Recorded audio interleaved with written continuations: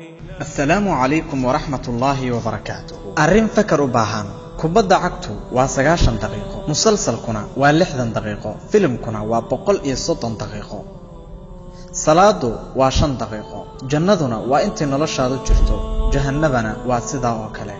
تدك عقلك وناكسنو سي وناكسنو بفكره. ودس آبك waxaad ku leedahay 300 oo saaxiib, Facebookana 500 oo saaxiib, taleefanka 80 saaxiib, meelaha lagu kulmana 50 saaxiib, xilliga dhibaatadana hal saaxiib oo kaliya, janaasadaadana waa ehelkaaga oo idil, qabrigana waa adiga oo kaliya. hala yaabin waa sida nolosha adduunyada, xaqiiqo weeyaan arintani.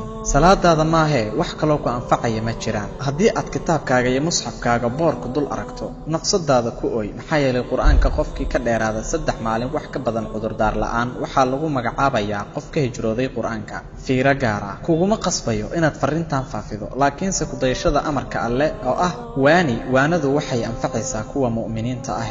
waa caalam la yaab leh, janaaso ku xigto, dhimasho ku xigta.